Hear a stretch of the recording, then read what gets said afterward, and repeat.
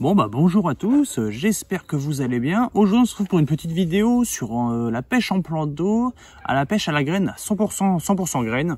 Je vais utiliser comme graine de la Tiger Nuts, du maïs. Voilà, fait par mes propres soins du coup. Je vais un petit peu vous expliquer les montages que je vais utiliser, l'amorçage aussi que je vais utiliser. Voilà, en tout cas ça va être une pêche 100% graine. Tu peux vous faire voir un petit peu pour vous faire voir bien que la pêche à la graine est assez rentable et très peu onéreuse et du coup qui rapporte du poisson. Alors pour vous parler un petit peu du plan d'eau où je suis, c'est un petit plan d'eau communal qui fait un peu moins d'1 hectare, un peu plus. Et là je suis en pleine semaine, je m'attendais qu'il n'y ait personne et il y a un peu de monde qui pêche, donc ça va être un petit peu plus dur, les poissons vont être un petit peu plus méfiants certainement. Donc voilà, donc c'est un plan d'eau que je connais plutôt bien. J'ai pas beaucoup pêché cette année. J'ai déjà fait des vidéos dedans il y a plusieurs années dedans, donc je sais à peu près où pêcher. Donc je vais un petit peu vous faire voir la pêche à la graine, les montages utilisés et les amorçages. Donc voilà. Donc tout d'abord, le premier montage que je vais utiliser, ça va être un montage à la Tiger Nuts. Alors voilà, comme ceci. Ça va être avec un montage avec 3 Tiger Nuts, des petites de préférence. Là j'ai opté pour des petites Tiger Nuts, de petite taille, avec les différentes tailles qui peuvent exister. Donc voilà, donc en ce qui concerne le montage, je suis sur un hameçon de 6 sans ardillon, parce que du coup l'ardillon ici est interdit, avec une petite gaine rétro-rétractable pour que la taille du cheveu s'adapte à l'èche utilisée. Ensuite un petit kickers pour que le montage pique bien sur la lèvre inférieure et que la mécanique du montage soit bonne. Et tout ça monté sur une tresse gainée de chez Rich Monkey, je l'ai juste là, je vais vous faire voir ça après, et mis avec une petite plombée avec un caoutchouc à l'intérieur que j'utilise sur tous mes montages, que n'importe où, que ce soit en rivière ou en plan d'eau.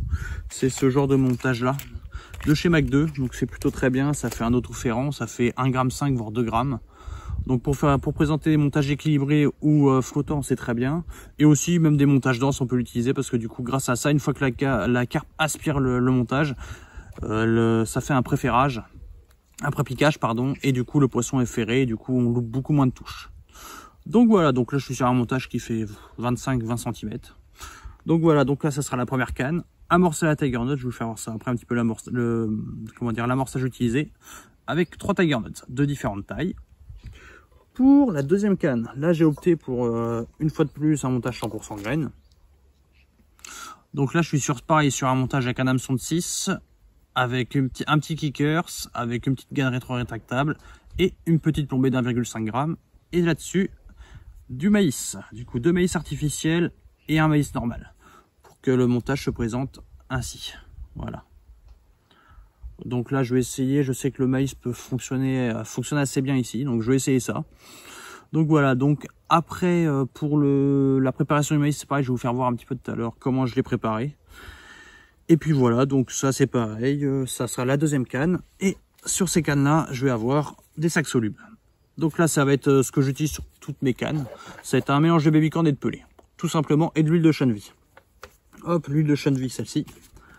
La Mac 2 à l'huile chanvre qui est plutôt très bien, j'utilise partout, c'est plutôt pas mal, ça fait une traînée, ça fait un traçant dans l'eau, je sais où je pêche, en sachant que là je vais amorcer à la main et je vais poser à la main. Donc déjà ça va être en termes ça va être beaucoup plus précis. Donc je vais savoir vraiment où je pêche, voir s'il n'y a pas d'encombrement dans l'eau, voir si c'est un sol dur, un sol mou. Donc voilà, et puis aussi je vais bien voir si le montage est bien présenté. Donc voilà, donc ça sera sur chaque canne. Et pour la troisième canne, je vais vous faire voir ça tout de suite. Donc voilà, là je vais vous faire voir un petit peu le troisième montage. Du coup c'est un montage avec de la Tiger Nuts avec un liège à l'intérieur. Du coup j'ai cet angle là pour vous faire voir un petit peu comment je procède. Donc voilà, donc tout d'abord prenez 2 Tiger Nuts, de préférence d'assez bonne taille. Parce que du coup à l'intérieur il va falloir engamer ce genre de liège. C'est des lièges en 6 mm. Vous pouvez les trouver de n'importe quelle marque, ça peut être de chez Corda, Mac 2, toutes les marques le font. Moi là ça doit être des Mac 2. Donc vous les coupez à la longueur souhaitée, du coup ça se présente sous cette forme là. Donc voilà, donc d'abord avec un petit fourret.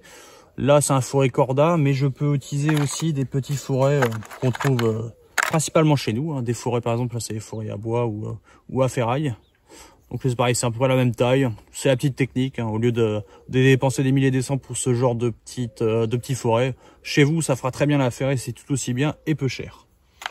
Donc voilà, donc tout d'abord, pour percer un petit peu la Tiger Nuts, il faut le prendre le côté le plus plat. C'est le plus pratique. Donc voilà. Hop. Donc vous venez faire un petit trou dans la Tiger Nut et vous tournez tout simplement. Donc là, c'est pour venir engamer du liège. Hop, voilà, ça vous fait un petit cylindre comme ça. Hop, et voilà. Et là, vous venez l'engamer dedans à l'intérieur, tout simplement. Donc voilà, ça se présente sous cette forme-là. Donc après, tu viens mettre ça, tu viens percer ça à l'intérieur. Vous pouvez utiliser aussi des lièges, par exemple sur les bouteilles, ce genre de choses. Hein, ça marche aussi.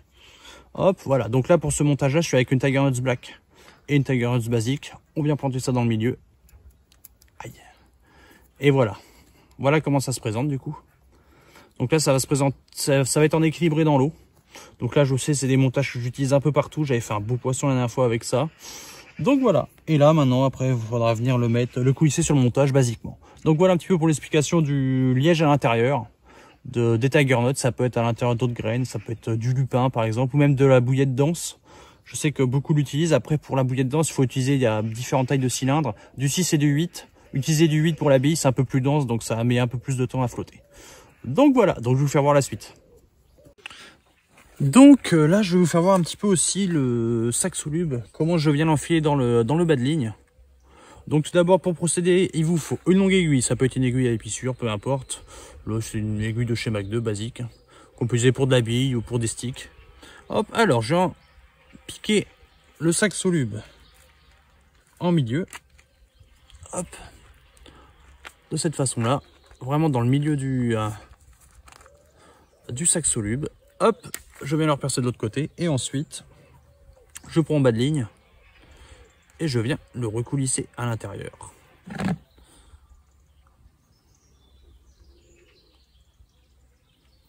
Voilà. Tac. Voilà, tout simplement. Ensuite, voilà, ça va se présenter sous cette forme-là. Il va être mis sur votre bas de ligne et ensuite, je viens le piquer à l'intérieur. Comme ceci. Et voilà. Et là, je viens le tendre. Donc voilà comment ça sera présenté. Du coup, l'avantage de ça, c'est que ça évite les emmêlements. On peut lancer avec. On peut lancer avec à longue distance, il n'y a pas de problème. Moi, je sais, je fais ça un peu partout. Ça évite aussi que ça s'emmêle facilement parce que le problème, souvent, on vient mettre le sac soluble juste sur l'hameçon. Et du coup, quand on lance, ça ballotte de partout. Donc, c'est beaucoup moins précis. Alors que là, voilà, c'est sur un seul et même bloc. Il y en a aussi qui le mettent directement dans le sac. Vous pouvez aussi le faire. Moi, je préfère opter pour les tout petits sacs. Et puis voilà. Hop, à l'intérieur. L'avantage de ça, c'est une fois que je vais poser à la main, ça va se poser tout doucement dans l'eau comme ça. Et ça va se dissoudre tranquillement. Et là, le montage sera pile sur le sac soluble. Donc voilà. Et en plus, c'est bien plus précis. Et l'avantage aussi, comme je vous avais dit tout à l'heure, j'utilise de l'huile. Donc là, vu que je vais être dans mes pieds, je vais voir le traçant de l'huile dans l'eau. Donc voilà. Je vais avoir un petit peu le spot où je pêche. Je vais pêcher vraiment sous les branches du saule, là, juste là. Et poser à la main et amorcer à la main. Je vais vous faire voir ça.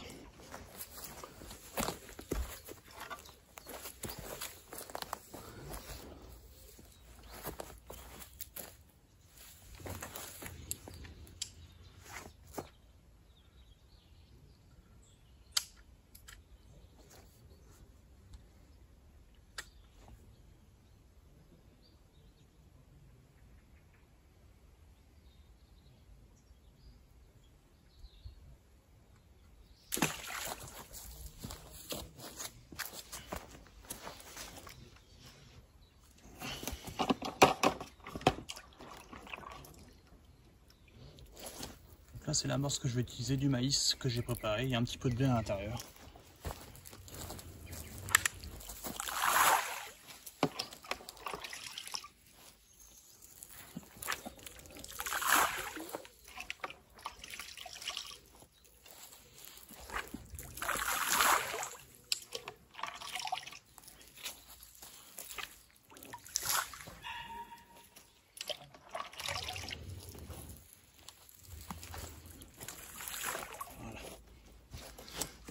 Et là, je vais déposer ça sur le Rodpod. Bon voilà, premier poisson de la session. Un bel amour blanc de 11 kg. Donc j'ai fait au maïs. Je vais vous faire voir un petit peu avec le montage que je l'ai fait. Au bout de même pas 15 minutes de pause. Donc c'est plutôt cool. Donc voilà, c'est un beau poisson. 11 kg piqué sur la lèvre inférieure, superbe. Donc voilà, donc il m'a fait un superbe combat. Il est revenu à 3-4 fois, puis il m'a refait un rush de malade. Donc voilà, donc je suis super content vraiment. Et puis voilà, donc là je vais faire 2-3 photos. Je vais vite le remettre à l'eau parce qu'il est énergique lui. À tout à l'heure.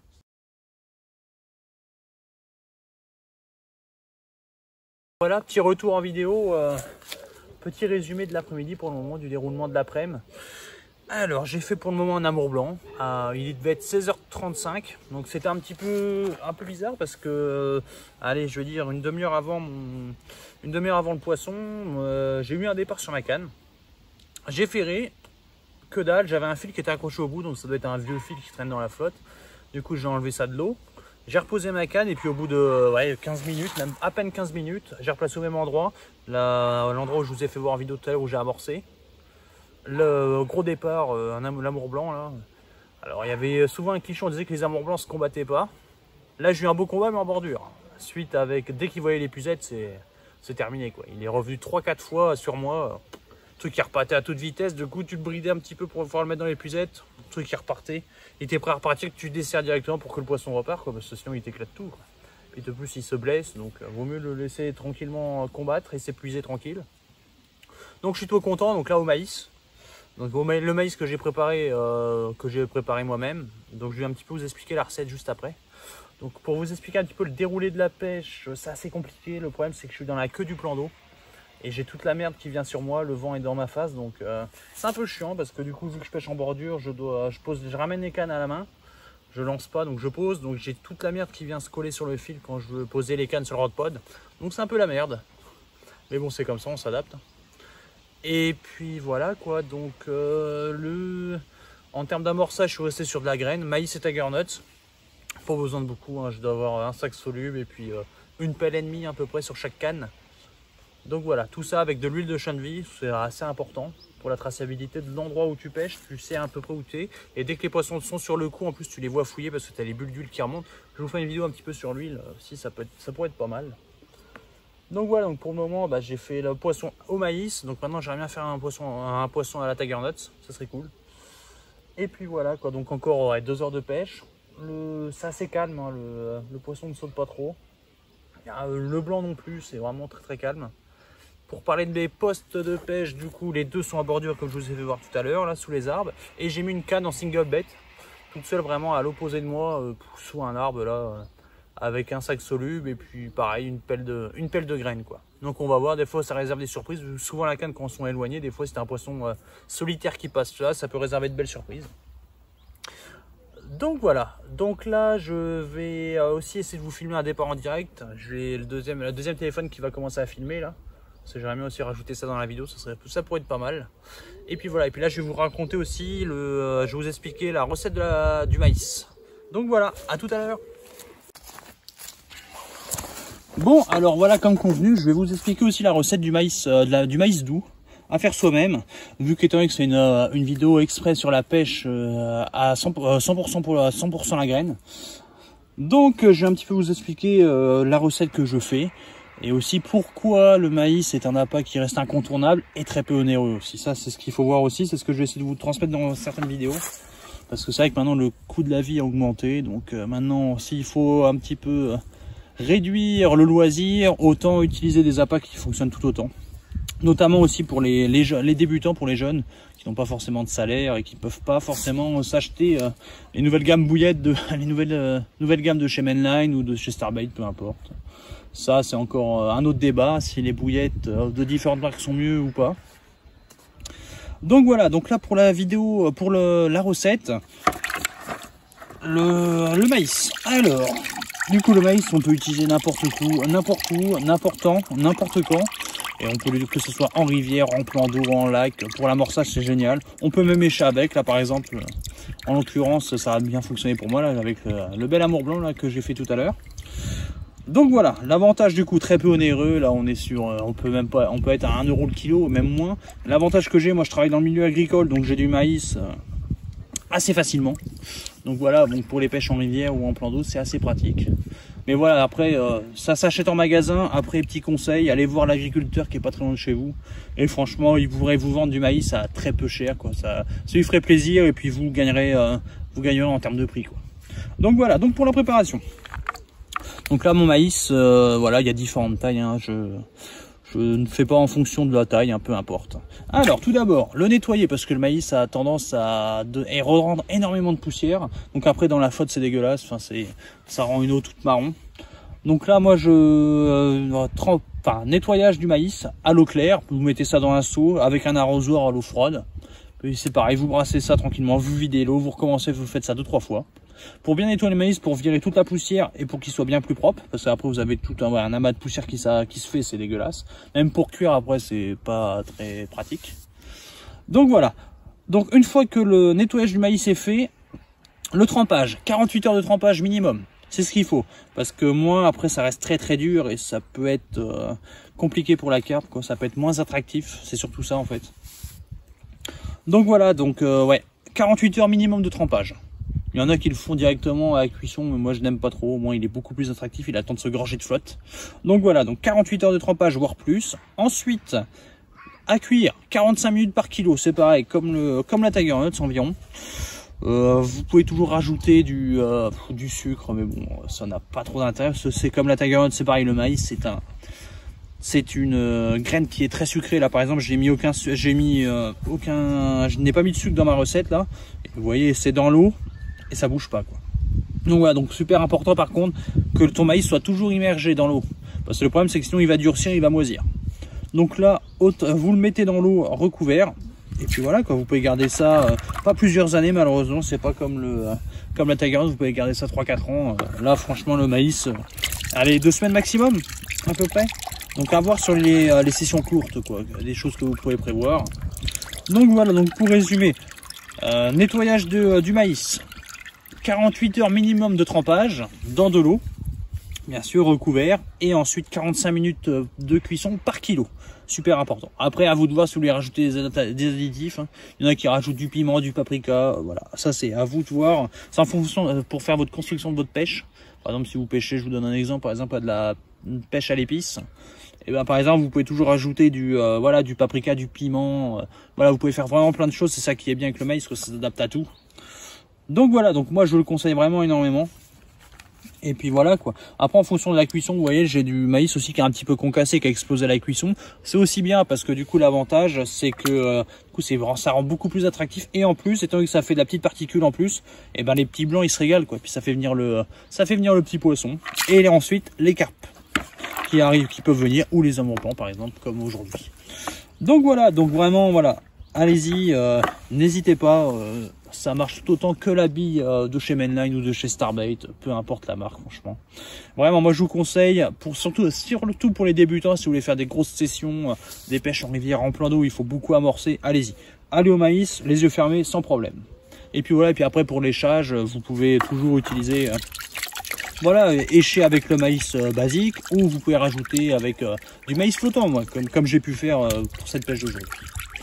Donc voilà, donc écoutez, voilà pour la recette, et puis bah pour les prochaines recettes de graines, ça sera pour les prochaines vidéos. Voilà, à plus tard. Bon bah voilà, il va être temps de clôturer la pêche. Donc voilà, malheureusement j'ai fait qu'un poisson, le bel amour blanc de 11 kg. J'aurais aimé faire plus de poissons, mais bon, le poisson c'est vrai qu'il n'a pas l'air de n'est pas trop actif. Donc bon, au moins j'aurais fait mon poisson maïs. Donc ça ira parfaitement dans la vidéo pour la pêche à la graine. Donc voilà, donc après j'hésite encore à faire pourquoi pas une partie 2, peut-être sur le même plan d'eau dans la semaine ou ce week-end, je sais pas trop, je vais voir. Je vais voir comment je vais faire ça. En tout cas, voilà quoi, la vidéo va prendre fin. Donc un résultat, un amour blanc de 11 kg au maïs avec, enfin du coup deux maïs flottants et un maïs dense, normal, enfin un maïs normal, un morceau de maïs, comme on peut voir dans la vidéo. Donc voilà, donc là maintenant il va être 19 h. Je vais clôturer, la nuit tombe maintenant assez rapidement malheureusement. L'été est presque fini, hein, dans 10 jours ça y est, c'est la fin. Donc voilà, je vais clôturer, je vais plier les cannes, et puis je vais vous dire à la semaine prochaine, parce que normalement la semaine prochaine il y aura une vidéo, enfin la semaine prochaine, pour moi la semaine prochaine il y aura une vidéo certainement pêche en plan d'eau inconnu. Je vais essayer de faire ça, enfin je vais voir ça, je vais essayer de vous faire pas mal de vidéos avant la fin de l'année, parce que moi je vais arrêter la pêche à la fin octobre, voire début novembre si les jours sont encore doux, mais bon, ça m'étonnerait vu le temps pourri qu'on a cette année. Donc voilà, donc en tout cas je vous remercie d'avoir regardé la vidéo, et puis en tout cas je vous souhaite de très bonnes pêches à tous. Merci bien, à bientôt.